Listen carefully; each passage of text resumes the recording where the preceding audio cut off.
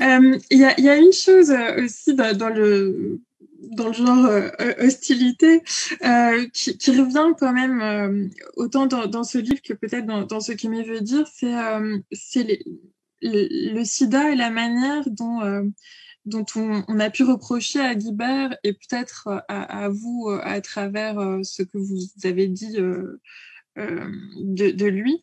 Euh, Justement, on ne parle pas de sida comme ça. On ne doit pas parler de sida comme ça. Il y a peut-être était-ce un discours militant qui n'admettait pas la singularisation de la Oui, maladie.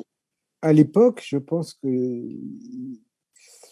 il n'a pas eu un discours militant, alors que les gens, beaucoup de monde avait un discours militant, ce qui est tout à fait légitime d'ailleurs, et ce qui s'est révélé efficace, mais c'était pas le choix qu'il avait fait. Il faisait comme il voulait.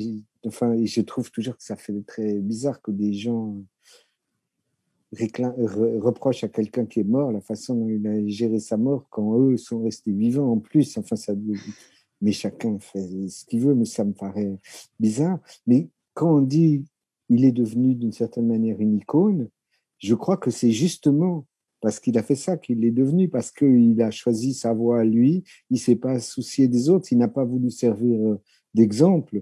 Il a pas, je pense que il avait adopté une posture militante qui aurait pu avoir une efficacité, je vous dis, je suis heureux que des gens aient eu une posture militante, ça a Ouais. servi, ça a été utile vraiment.